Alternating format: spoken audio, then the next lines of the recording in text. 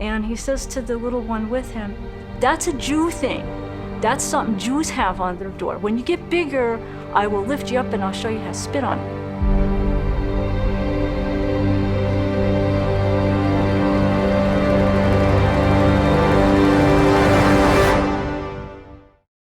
I grew up in Newark, New Jersey on the south side.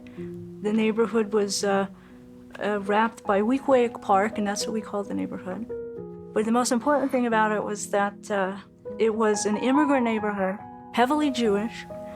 Yes, we had Italian, Irish, Polish, Puerto Rican, but that was the minority. Jews were the majority. So we didn't experience very much anti-Semitism because overwhelmingly everybody was Jewish. So I was not prepared to live in the Gentile world until I was forced to. I had the first anti-Semitic experience while I was still in Newark, right before I moved away. After I had my degree and had just started working, sometimes I helped, with projects in the inner city. And for the first time, it was not in my old neighborhood.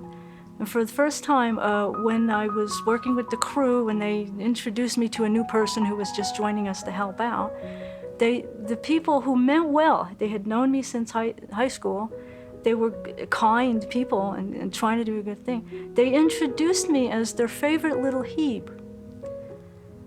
At the time, it bothered me, but I didn't know why. Later, thinking about it afterwards, I started to understand, well, we had Puerto Rican and Italian, Irish, this and that, African American, and they didn't introduce any of them as their favorite little something another. They were just people, but me, I wasn't a person, I was a Heb. Then I moved to Louisiana, and there's where I started to have my eyes opened, to put it one way. I hadn't lived there but a few months when I was in my first apartment. And someone came outside my apartment. It was a man, and apparently he had a small child with him. And he was looking at my door. He saw a mezuzah. And he says to the little one with him, "That's a Jew thing. That's something Jews have on their door. When you get bigger, I will lift you up and I'll show you how to spit on it." That was not unusual in the South because world headquarters of the Ku Klux Klan was in the next town over, Denham Springs. That kind of anti-Semitism you can avoid. You don't have to go be in places where there's rallies and sheets and flags and Confederate flags may come out. You don't have to go there. That you can avoid. But the other kind you can't, the more subtle type.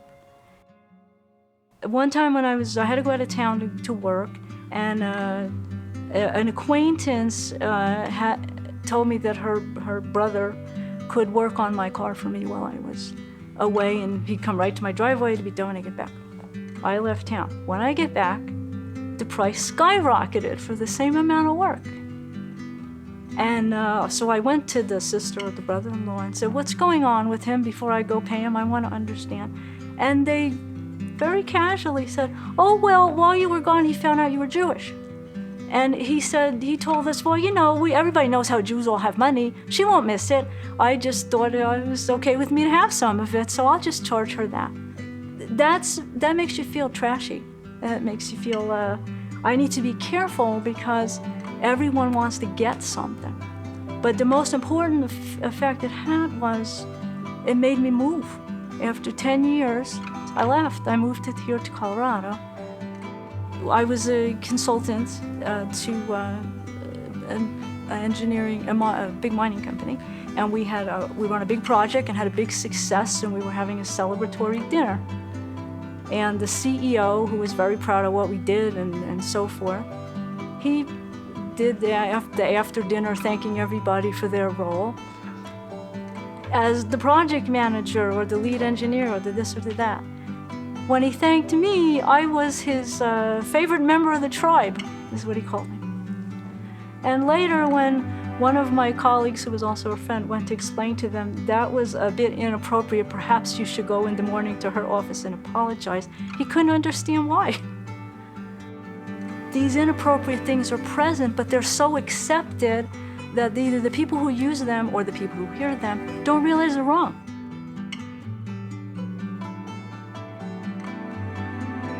Jewish jokes are not funny when Gentiles tell them. Jewish nicknames are not funny when Gentiles use them. And if everyone else is just a person, we don't want to be a he or something else. We want to be a person too.